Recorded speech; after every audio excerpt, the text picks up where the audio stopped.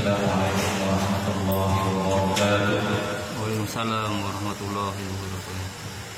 Alhamdulillah rabbil alamin. Wa bihi nasta'inu ala umuri dunya waddin. Wassalatu wassalamu ala asyrafil anbiya'i wal mursalin sayyidina wa habibina wa syafi'ina wa maulana Muhammadin sayyidil mursalin wa ala alihi wa sahbihi wa barik wa sallim taslima. Allahumma rabbana inna nas'aluka ilman nafi'an wa 'amalan mutaqabbalan wa rizqan halalan wa ilman barakan wasi'an wa shifaan bidzalika sawabun ya jalali wa ikram. Ma'asyiral muslimin, jamaah salat maghrib di Masjid Anwar 7, juga masyarakat sekitar Masjid Anwar 7 yang mungkin mendengar suara ini. Bersyukur kepada Allah Subhanahu wa taala di malam hari ini kita kembali berkumpul di masjid ini dalam rangka meramaikan sholat maghrib berjamaah, dan mudah-mudahan nanti juga kita melaksanakan sholat isya berjamaah, dan di tengah-tengahnya antara maghrib dan isya ini kita mengikat diri, bahasanya kalau dalam bahasa hadis Rasulullah SAW itu mengikat diri untuk duduk di masjid ini dalam rangka berzikir kepada Allah Subhanahu wa taala. Dan salah satu bentuk zikir itu bisa dengan tadarus, saling ingatkan atau saling menasihati, belajar dalam hal ini juga termasuk dalam kategori halal zikir. Idza marartum bi riyadil jannah, kalau kalian semua melewati taman-taman surga, maka farka'u, ya kira-kira mampirlah. Ditanya oleh para sahabat, apa itu taman surga ya Rasulullah?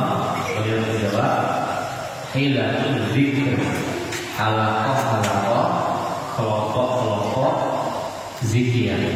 Dan salah satu bentuk zikir itu salah satunya adalah tadarus, kita saling menasihati, saling mengingatkan, dan belajar dalam hal ini adalah ilmu agama khususnya. Dari malam pekan kemarin kita sudah memulai pembicaraan seputar sholat berjamaah, dan terakhir kita membahas tentang pahala sholat berjamaah yang variatif, gitu kan. Masing-masing makmum itu membawa dan mendapatkan insyaallah pahalanya masing-masing. Dan yang paling utama dan yang paling sempurna pahala sholat berjamaah itu adalah saat orang hadir dan menyaksikan serta mengikuti mulai dari takbiratul ihramnya imam sampai ke salam. Ini yang paling sempurna. Tentunya berikutnya ibaratnya yang hadir setelah Al-Fatihahnya imam, berarti dia terlewatkan pahala mendengarkan bacaan Al-Fatihahnya imam. Kalau dia masuk satu rakaat, berarti dia terlewatkan dari mengikuti seluruh aktivitas imam pada rakaat pertama, yaitu pahalanya berkurang maksudnya. Sampai akhirnya kalau saatnya dia masuk 3 rakaat atau maghrib dan hanya mendapati misalnya imam duduk tasyahud akhir, ya dia tetap dihitung berjamaah, tetapi pahala berjamaahnya tentu tidak sebesar pahala berjamaah mereka yang hadir sedari awal. Seperti itu ya. Nah, sekarang kita masuk ke pembahasan berikutnya tentang idrakul fardhu ma'al imam. Sebenarnya ini permasalahan sederhana, tetapi kadang-kadang juga masih banyak ditanyakan oleh masyarakat.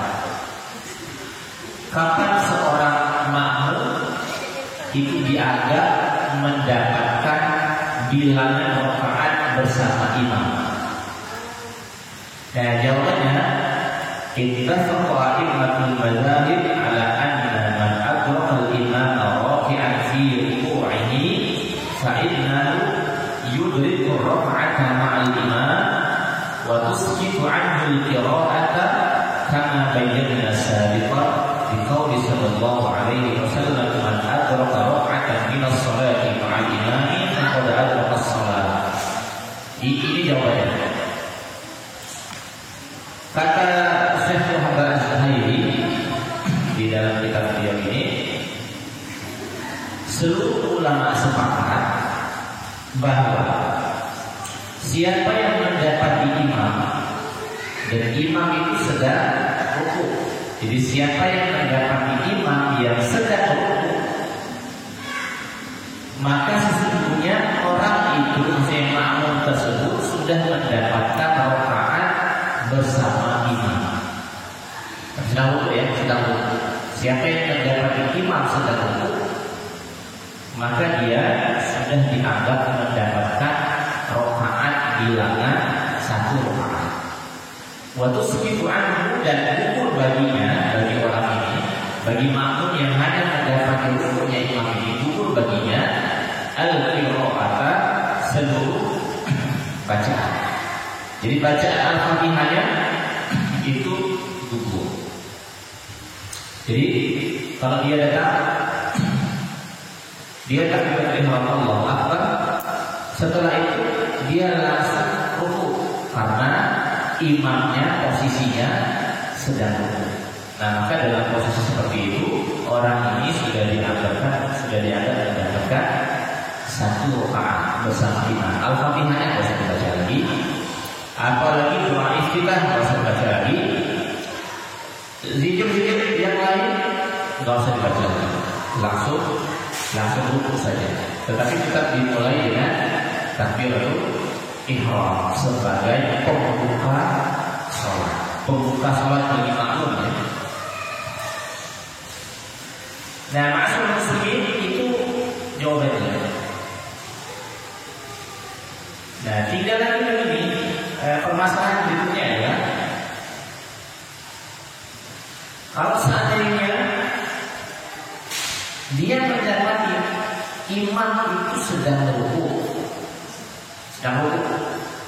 kemudian posisi makmum, misalnya baru masuk masjid, atau posisi makmum masih di luar sini, dia melihat orang rukuk, mulai dia masuk ke sini misalnya. Boleh nggak makmum itu takbiratul ihramnya sudah mulai dari saf belakang? Misalnya aku waktu ini saya 3 saf penuh, 3 saf. Terus ada orang datang, dia mulai dari saf dekat pintu masuk itu, dia kepingin sudah takbiratul ihram, Allahu Akbar, kemudian rukuk supaya dia tidak terlewatkan imam rukuk. Kayak gitu kan? Kemudian setelah itu dia berjalan. Boleh atau tidak?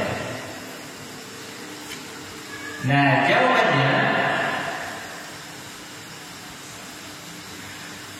jawabannya saya baca. Hal yarqa' man adraka al-imam raki'an duna as-shaff.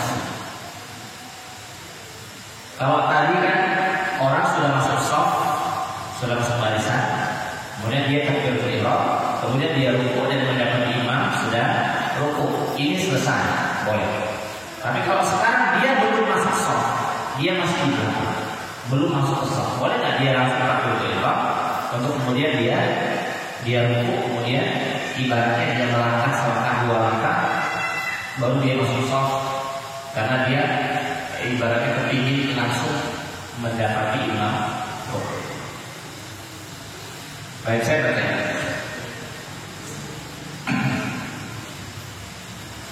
Qala al-Malikiyah, sebagian dari ulama mazhab Maliki menilai Yahrum ay yukabbir takbiratul ihram man khashiya fawat rak'ah bi raf'il imam min ruku'ihi illa yahrum duna as-saff in zanna idrakahu qabla raf'i ra'sil imam min ar-ruku' fa in lam yazunna idrak as-saff qabla raf'il imam taba'a masyahu bila khabar ayha wala illa an takuna ar-rak'ah al-akhirah min salatil imam fa innahu yahrum fi makanihi duna as-saff li alla tafutu as-salat thumma masha hatta yadkhul fi as-saff. Kira-kira begini jawabannya. Jika seandainya dia sedang berada di luar saf, boleh orang itu takbiratul ihram duluan, boleh. Dengan syarat saat dia sudah takbiratul ihram kemudian dia ruku, kemudian diruku ya. Nah, ketika dia sedang ruku ini dengan syarat saat dia maju ke saf,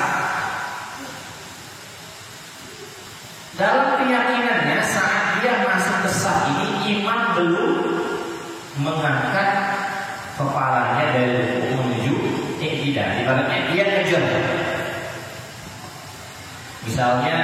Misalnya imam itu ada di posisi paling belakang.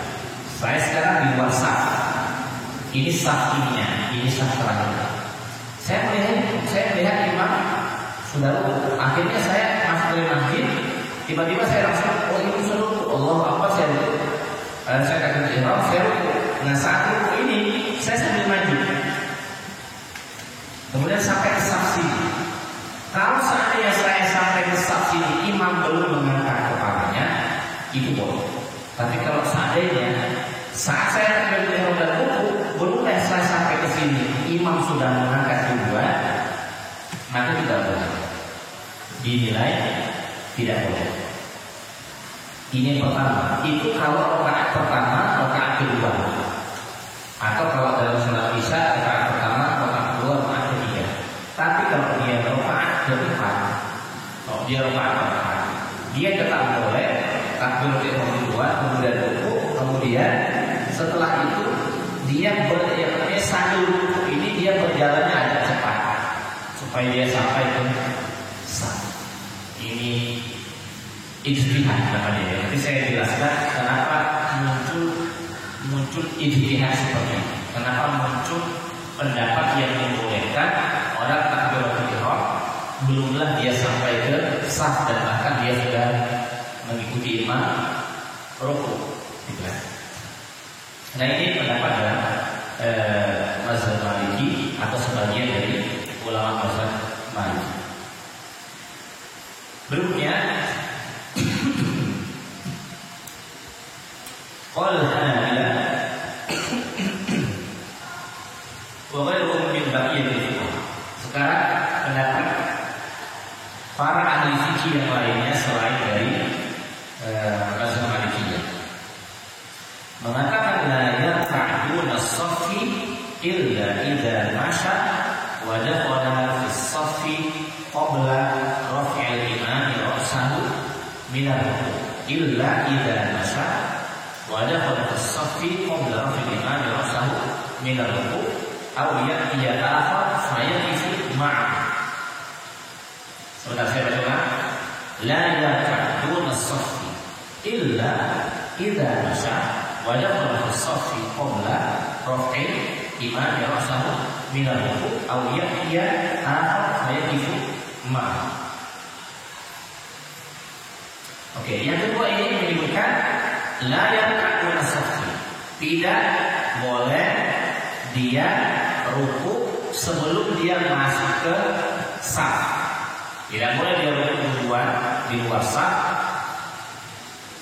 Tidak boleh dia ruku duluan di luar saf, kecuali jika dia berjalan dan kemudian dia masuk ke saf sebelum imam mengangkat kepalanya dari ruku. Dia maksudnya dia kalau sendirian tidak boleh dia mengangkat tangannya takbiratul ihram kemudian ruku di luar luar saf. Berjalan dulu maksudnya, berjalan dulu, masuklah ke saf dulu, baru kemudian dia takbiratul ihram. Nah, atau atau boleh saja dia duda sofi, dia di luar saf, sudah takbir dan rukuk, tetapi ada orang yang membersamainya, tidak sendirian. Di ibaratnya saf pertama penuh, saf kedua penuh, saf ketiga misalnya ada di sebelah kanan dan sebelah kiri belum terlalu penuh. Tiba-tiba datang orang kedua misalnya, orang kedua datang dan dua orang ini kejar semua, orang kejar. Kalau langsung masuk ke saf, kemungkinan rukuknya imam nggak dapat, akhirnya mereka sama-sama rukuk di luar saf, tapi mereka berdua. Jadi akhirnya muncullah saf satu penuh, saf dua penuh, saf tiga tidak penuh, sudah ada saf keempat. Jadi ini hasilnya. Nah, terus kenapa muncul perdebatan seperti ini? Nah, muncul perdebatan seperti ini karena ada satu riwayat hadis dari Abi Bakr. Ini sahabat dari Rasulullah SAW, namanya Abi Bakr. Al-Bukhari riwayat. Ini hadis riwayat Imam Al-Bukhari dan ulama yang lainnya. Anna Abu Bakr intama ila Nabi sallallahu alaihi wasallam wa huwa raki'un. Jadi suatu ketika Abu Bakr ini mendapati Nabi sudah rukuk dan Abi Bakr ini belum masuk saf. Jadi ibaratnya tadi masuk masjid dari depan sana, mendapat imam masih rukuk. Tiba-tiba Abi Bakr ini sedari belakang itu sudah takbiratul ihram. Farafa'a qabla an yasila ila as-saffi. Jadi dia sudah takbiratul ihram, kemudian dia rukuk dan sambil rukuk itu dia berjalan. Sambil rukuk dia berjalan menuju saf. Fadzakara dzalika Nabi sallallahu alaihi wasallam. Setelah selesai sholat, akhirnya peristiwa ini diketahui oleh Rasulullah sallallahu alaihi wasallam. Faqala, kata Rasulullah sallallahu alaihi wasallam mengatakan bernasihat kepada Abi Bakr ini, "Zanakallahu hirsan." Semoga Allah Subhanahu wa taala menambah semoga Allah Subhanahu wa taala memberikan kepadamu wahai Abi Bakr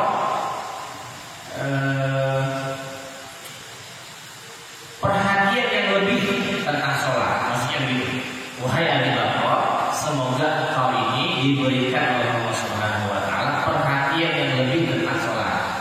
Maksudnya apa? Ya, maksudnya ke depan kalau bisa sholatnya jangan kalah seperti ini. Akhirnya nyusul imam modelnya seperti itu.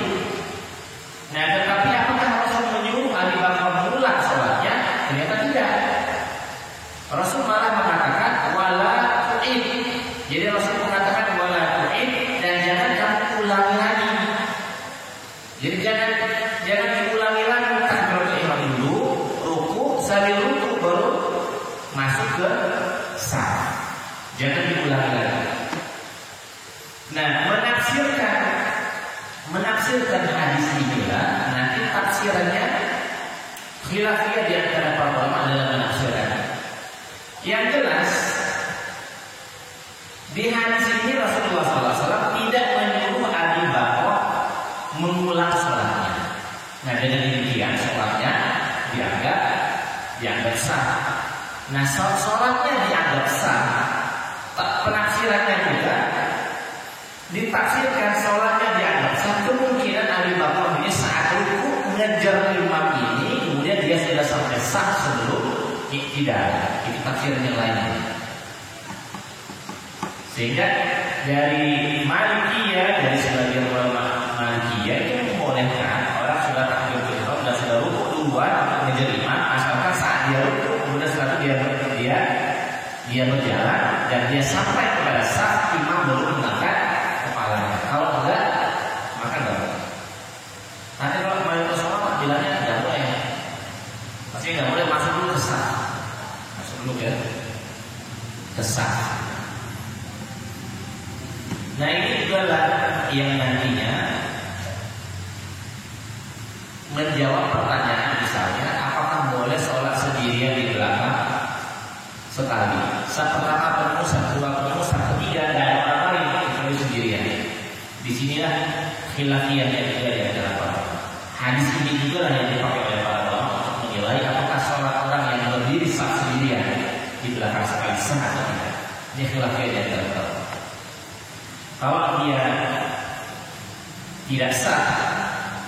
Kalau dia tidak sah, maka harusnya perilaku Ali Bakro ini oleh Rasul disuruh ulang, karena aslinya Ali Bakro ini malah sahnya bukan di saf terakhir, malah sahnya di ujung lagi, bukan di saf ketiga, mungkin sudah saf ketujuh, kemudian dia berlari, kemudian dia maju ke saf. Ya, sebagian ulama paling menilai dia makruh, bukan makruh membuat saf sendirian di belakang sekali, walaupun di depannya sudah penuh. Nah caranya bagaimana? Caranya tarik satu orang. Jadi kita berdiri di tengah, tarik satu orang ke belakang, sehingga saf paling belakang itu 2 orang. Nah saf di depannya nanti merapat lagi. Seperti itu. Cuma menariknya juga, kalau seandainya menarik orang itu, dilihat-lihat itu kira-kira orang itu sudah sampai ke situ belum pengetahuannya.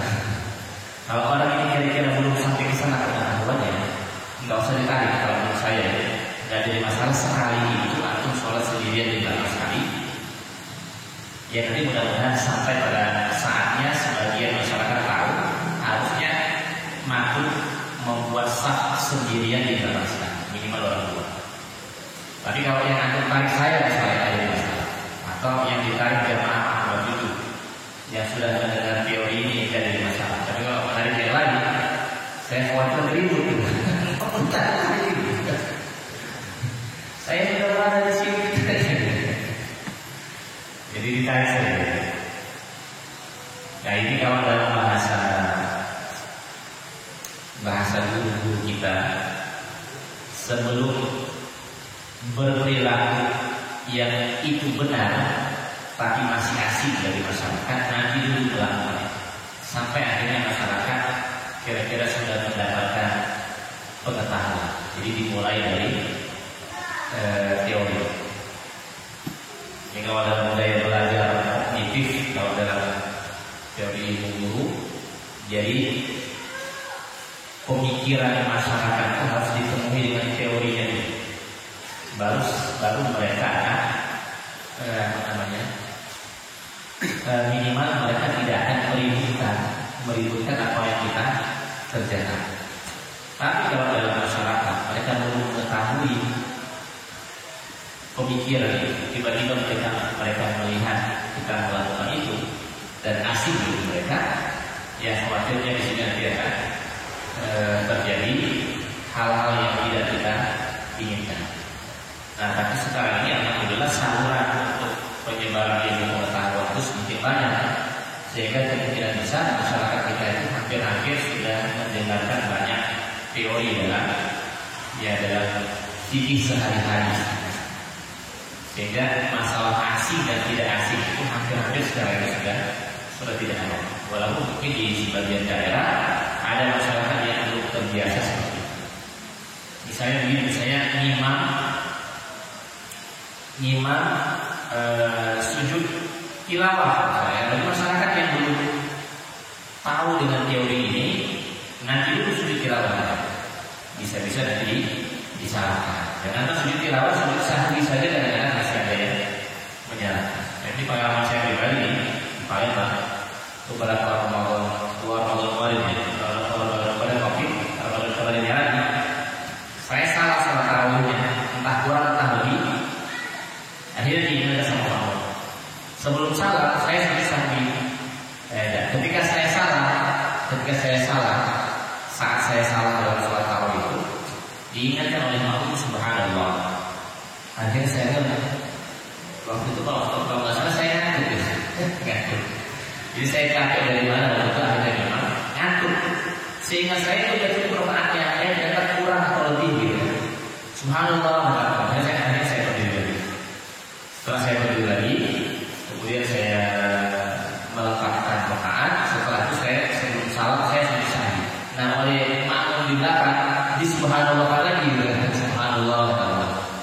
Padahal saya sedang sujud sahwi. Subhanallahnya 2 kali lagi ya, subhanallah. Karena saya sujud sahwi 2 kali ya.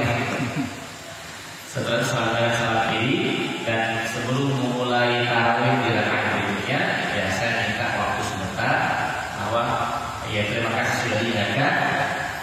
Tapi untuk sujud sahwi itu bukan sebuah kesalahan, tapi memang ini kesunahan bagi imam yang salah baik kurang maupun lebih, itu sunnahnya adalah sujud sahwi.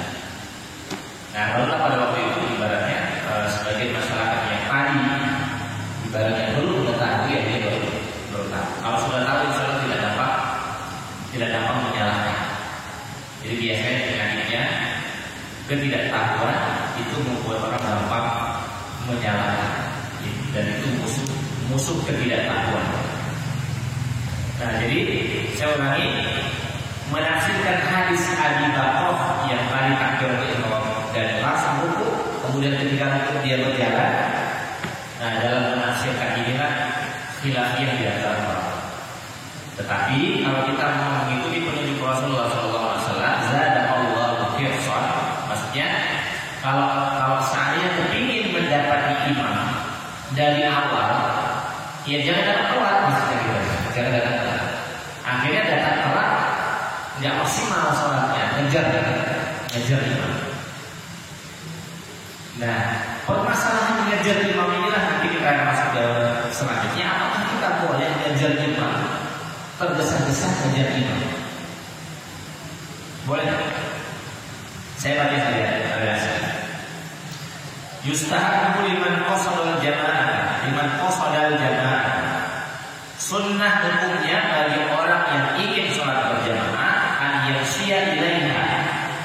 Dia lakukan, dia temui, dia datangi masjid itu dengan berjalan. Ini berjalan bukan kayak juga. Maksudnya dengan berjalan yang dimaksud santai, berjalan itu santai. Tapi kalau memang berjalan kaki, kalau memang redaksi hadis ini, kalau kita terjemahkan secara apa adanya, ini berjalan kaki. Tapi kelanjutannya wa alaihi sakinatu wal wiqar. Tapi berjalannya dengan sakinah. Sakinah itu tenang, santai, tenang. Wiqar itu penuh, ya berjalannya itu berjalan yang terhormat. Santai. Liqaulihi sallallahu alaihi wasallam, karena sabda Rasul sallallahu alaihi wasallam, "Idza sami'tumul iqamah", kalau kalian mendengar qomat, famsu ila shalah. Kalau kalian mendengar qomat, maka berjalanlah menuju sholat. Maksudnya santai aja, jangan tergesa-gesa. Santai aja, berguyur sikap. Wa alaikumus sakinatu wal wiqar, berjalannya dengan sakinah. Wa la tusrifu, dan jangan tusrifu, jangan terlalu cepat, jangan tergopoh-gopoh. Sama adraktum fasallu, kalau kamu sudah datang masjid, mana yang kamu dapati, sholatlah. Maksudnya kamu mendapati imam takbiratul ihram, alhamdulillah, itu takbiratul ihram. Menemukan imam ruku, takbiratul ihram, langsung ruku. Menemui imam sujud, langsung sujud. Menemui imam duduk antara 2 sujud, langsung temui. Wa ma fa'atakum fa'atimmu, yang lewat itu sempurnakan saja. Jadi ibaratnya kaidah dasarnya mendatangi jamaah itu, mendatangi masjid, mendatangi saf, itu jangan tergesa-gesa, santai. Kemudian kalau udah masuk saf, ikuti saja imam lagi ngapain, ikuti. Kalau seandainya ada beberapa perilaku imam yang terlewatkan, yang lewat gitu kan, nanti kita sempurnakan setelah imam salam kanan salam kiri, baru kita naik lagi menyempurnakan. Nah, jadi Wadakal Malikiyah, nah ini ada tambahan dari sebagian ulama dalam mazhab Maliki, an-nahu yajuzu isra' li idraki sholati ma'al jama'ati bila khalaf.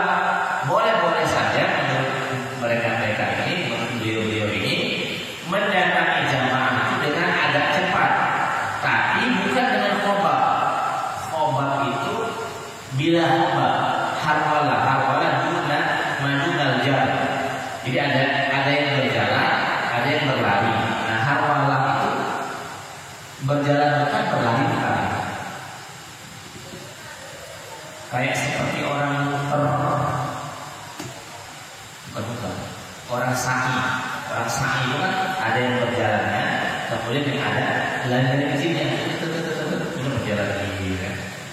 jangan lari-lari kecilnya, jangan model lari-lari kecilnya.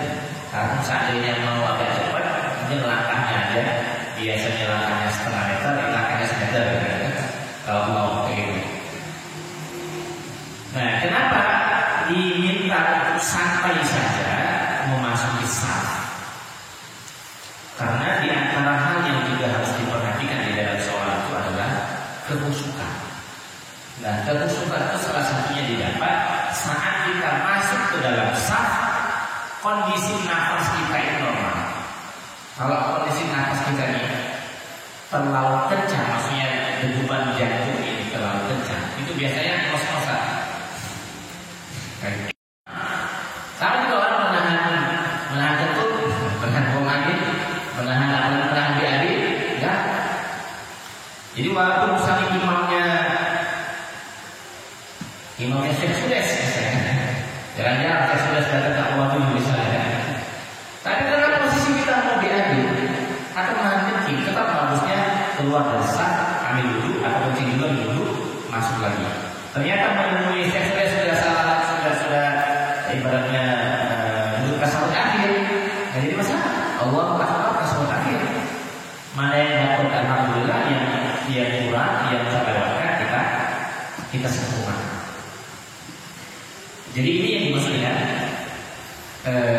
as-sakinah, tenang, berduyur, santai dalam mendatangi saf, dalam mendatangi saf.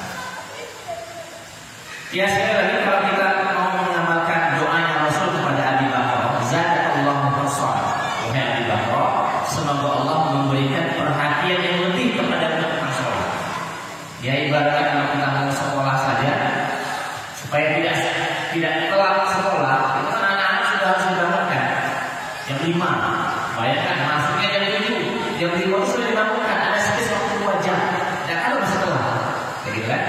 Sama kalau kita mau menghadiri sholat berjamaah, nggak usah 2 jam sebelum sholat. Ya. Kalau 2 jam sebelum sholat, ini persiapan sholat asar sebelum subuh, gitu. Nggak usah seperti itu. Misalnya kasih aja space 10 menit sebelum sholat, udah harus mulai beres-beres, mulai wudhu, mulai apa. Tapi kalau kita mulai wudhunya orang sudah azan, itu pastikan biasanya telat. Kecuali kalau wudhu di sini, kalau wudhu di rumah maksudnya, itu pastikan biasanya. Atau tidak telat, tapi ngenpol motornya, apa namanya, bawa motornya kenceng, itu juga tidak terlalu disukai, tidak terlalu disukai. Jadi berduyur bisa. Nah, kaitannya dengan cepat juga ini untuk saya ada lintasan pikiran.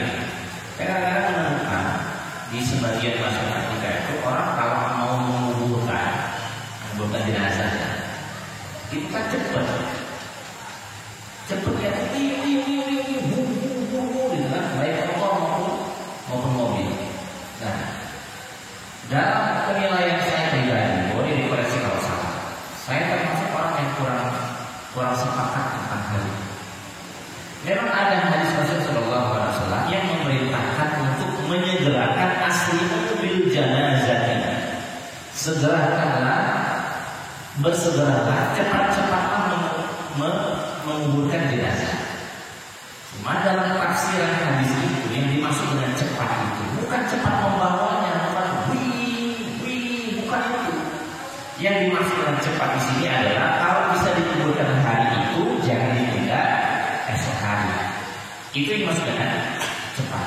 Kalau seandainya tidak ada yang ditunggu lagi, bisa dikuburkan sebelum zuhur, jangan dikuburkan setelah zuhur. Kalau tidak ada yang ditunggu lagi, anak sudah hadir semua. Yang memandikan jenazah ada semua. Apalagi yang menggali kuburan sudah ada. Nah, kalau sebab-sebabnya sudah ada, bisa dikuburkan sebelum zuhur, kuburkan sebelum zuhur. Jangan ditunda setelah zuhur atau bahkan ditunda setelah maghrib atau besoknya. Jangan ditunda setelah. Nah, menurut saya itu tafsir yang paling pas untuk hadis Rasulullah SAW yang mengatakan bersegeralah menguburkan jenazah. Tapi kalau dilakukan seperti terus terang itu ibaratnya malah melanggar protokol, melanggar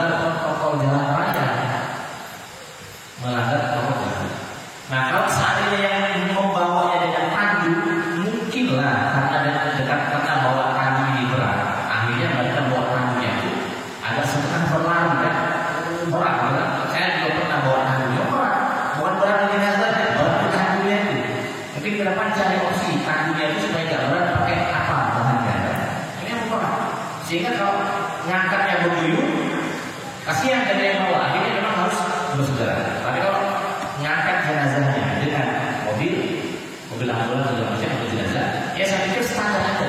Bahkan menurut saya, kalau lampu merah, ikuti saja lampu merah. Ikuti, tidak seberapa lampu merah. Ada berapa lampu merah misalnya perjalanan dari rumah duka ke kuburan? Ada 5 lampu merah. Anggap saja satu lampu merah 5 menit, 25 menit cuma tertunda. Santai aja, jangan gerasan busuk. Saya khawatir gerasan busuk itu akhirnya nambah jenazah yang harus dikuburkan. Saya khawatir gitu. Wih, gitu kan? Kadang-kadang wih, sampai bawa balik, gitu kan? Pakai helm tidak, yang lainnya tidak ada. Jadi ini maksudnya memungkinkan ada lintasan pikiran tentang ngebut, tentang apa namanya, cepat tadi, gitu kan? Jadi tetap berusaha. Karena saya beberapa kali di jalan raya bisa membawa kendaraan, itu kan jadi gitu kan, tiba-tiba langsung dipotong gitu kan, dipotong oleh panitia umum. Maksud saya buyur saja. Sekali lagi memang ada hadis Rasul mengatakan asli terbidah, tapi taksir aja bukan hukum seperti itu. Kalau kita mau misalnya membaca sejarah Rasulullah SAW sendiri saja, Rasulullah SAW itu malah meninggalnya di hari Senin, duha, waktu duha hari Senin. Tahu kapan dikuburkan? Rasul meninggal di hari Senin di waktu duha. Kapan dikuburkan? Dikuburkan malam hari. Bayangkan Senin duha, Selasa duha, itu kan sudah 24 jam kan? Nah malam Rabu baru dikuburkan. Ibaratnya hitungannya lebih dari 24 jam. Orang kita biasanya, khusus orang Palembang ini, enggak semacam punya keyakinan jenazah jangan ketemu 24 jam. Ya bagus gitu, nggak ada masalah. Ibaratnya kalau memang nggak ada sebab untuk menunda penguburan jenazah, jangan ditunda. Tapi kalau ada sebab, ya buktinya Rasulullah SAW sendiri biasa beliau itu bahkan dari Senin duha baru dikuburkan malam Rabu.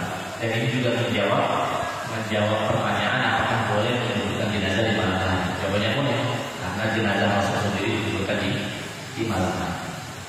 Ini perkaranya besar, ini perkaranya karena keberadaan pemimpin. Ibaratnya kalau bisa jasad Nabi ini dikuburkan, posisinya sudah ada pemimpin baru. Jangan kosong pemimpin. Ini sebab. Nah sekarang ini balik ke sholat berjamaah. Jadi berjalan, artinya siap ilaiha. Ya kalau berjalan kan pasti sifatnya berbuyut. Dan kalau kita ingin mengamalkan sabda Rasulullah SAW terhadap Abi Bakar, saya kalau baca hadis Abi Bakar ini saya baca dari semenjak saya kuliah ini. Itu seakan-akan sabda Rasul ini untuk saya, ya. Zadallahu khairan. Semoga Allah memberikan perhatian tambahan kepada kita tentang sholat. Jangan telat, jangan ulangi lagi kalau udah sholat. Ngebut seperti itu gara-gara mau ngajar imam. Nah, wallahu a'lam bishawab. Ini yang bisa saya sampaikan. Kalau ada pertanyaan